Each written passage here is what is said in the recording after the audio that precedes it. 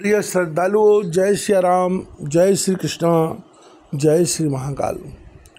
भगवान श्री कृष्ण भगवद गीता के अध्याय 18 के श्लोक क्रमांक 62 के अनुसार अर्जुन को उपदेश करते हुए कहते हैं, तमेव शरणं गच्छ सर्वभावेन भारत, तत्प्रसादात् परम शांति स्थानम प्राप्यसि शाश्वतम।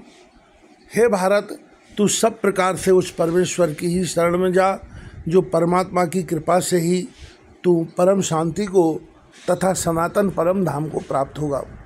इति ते ज्ञानमाख्यातं गुहाद गुह्यतरं मया, विमृशये तदशेषेण तदेच्छसि तथा कुरु।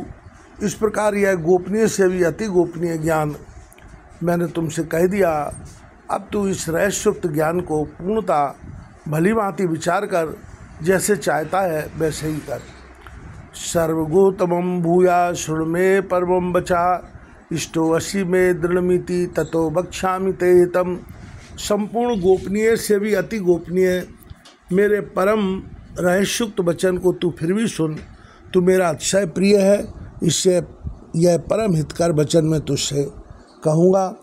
भगवान कहते हैं कि लज्जा, भय, मान बढ़ाई और आसक्ति को त्याग कर एवं शरीर और संसार में अहंता ममता से रहित होकर केवल एक परमात्मा को ही परम आश्रय, परम गति और सर्वस्व समझना तथा अनन्य भाव से अतिशय श्रद्धा, भक्ति और प्रेम पूर्वक निरंतर भगवान के नाम, गुण, प्रभाव और स्वरूप का चिंतन करते रहना एवं भगवान का भजन स्मरण रखते हुए ही उनके आज्ञानुसार कर्तव्य कर्मों का निस्वार्थ भाव से केवल परमेश्वर के लिए आचरण करना, यह सब प्रकार से परमात्मा के ही शरण होना है।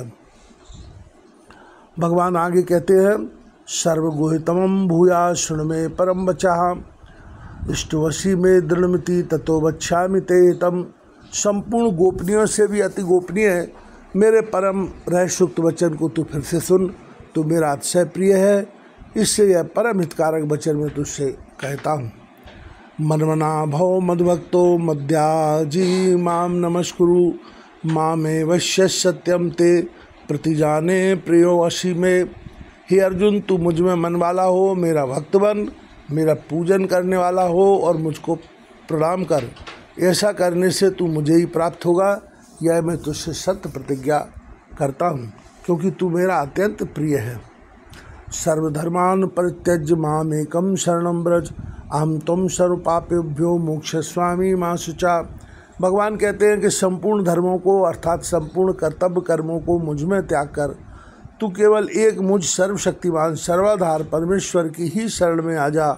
मैं तुझे संपूर्ण पापों से मुक्त कर दूंगा, तू शोक मत कर। इदं ते ना तपस्काय ना भक्त्याय कदाचन, ना चाशुश्रूष्वे वाच्यम ना चा मायोभ्य सूयति। तुझे यह गीता रूप रहस्यमय उपदेश किसी भी काल में ना तो तप रहित मनुष्य से कहना चाहिए, ना भक्ति रहित से और न बिना सुनने की इच्छा वाले से ही कहना चाहिए, तथा जो मुझ में दोष दृष्टि रखता है उससे तो कभी भी नहीं कहना चाहिए।